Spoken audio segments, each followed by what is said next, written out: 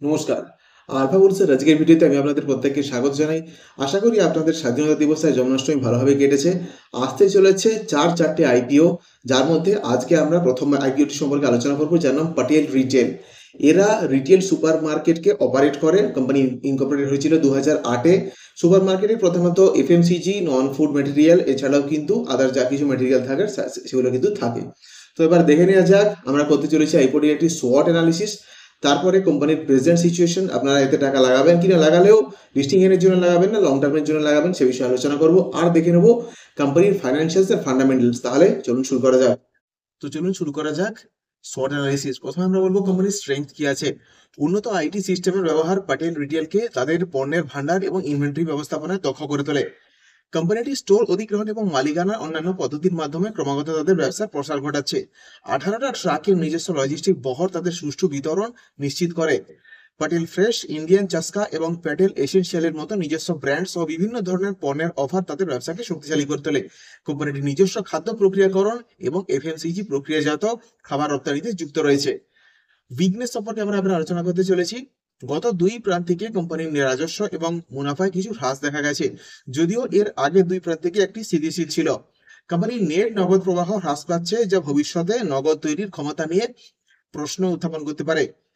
শেয়ারের দাম স্বল্প, মধ্য ও দীর্ঘমেয়াদী গড় থেকে নিচে রয়েছে, যা বাজারে দুর্বল গতির ইঙ্গিত দেয়।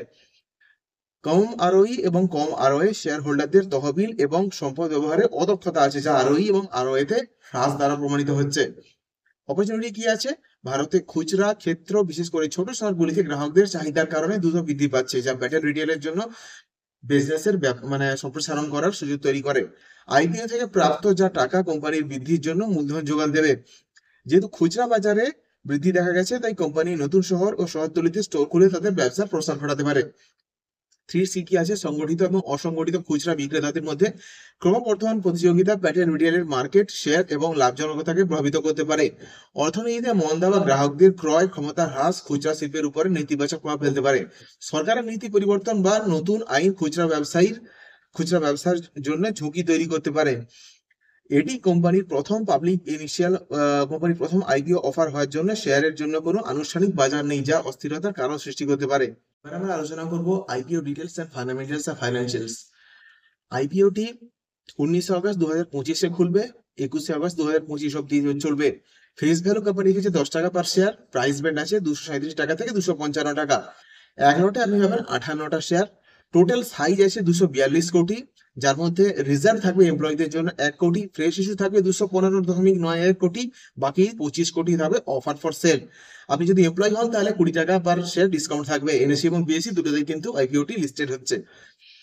ওপেনিং ডেট আছে বলেছি 19 তারিখ, ক্লোজিং ডেট আছে 21 তারিখ। আপনি আপনার টাকা ফেরত পাবেন ওর আপনার ডিমেট অ্যাকাউন্টে শেয়ার ক্রেডিট হবে 25 তারিখের মধ্যে।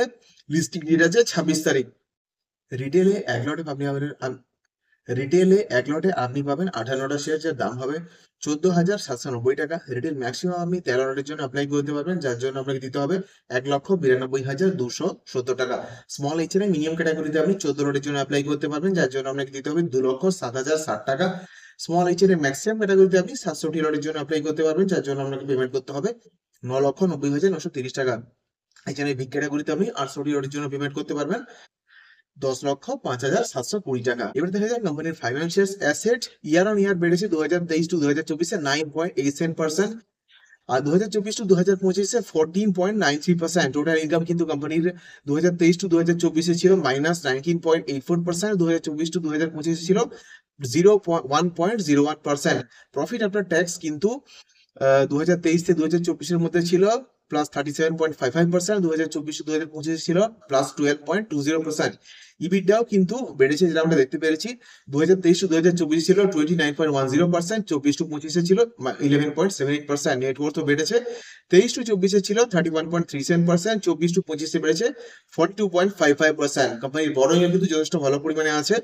23-24-এর মধ্যে ছিল 1.61%, 24-25-এর মধ্যে আছে -2.80%। এবার দেখা যায় কেপিআই পারফরম্যান্স।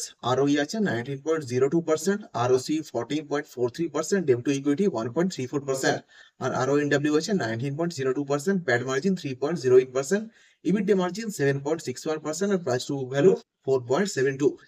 আইপিওর কিন্তু ইপিএস আছে pre IPO 10.16, post IPO 7.57, P আছে 25.1, pre IPO, post IPO 33.69, P কিন্তু পোস্ট আইপিও অনেকটা পরিমাণে বাড়তে চলেছে, প্রি আইপিও প্রায় ঠিকঠাকই আছে।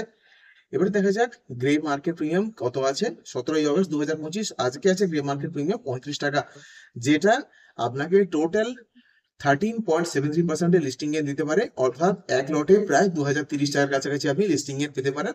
সো এই ছিল আইপিও অ্যানালিসিস, আশা করছি বুঝতে পেরে গেছেন। দেখা হচ্ছে আপনাদের প্রত্যেকের সঙ্গে পরের ভিডিওতে। সবাই ভালো থাকুন, সুস্থ থাকুন।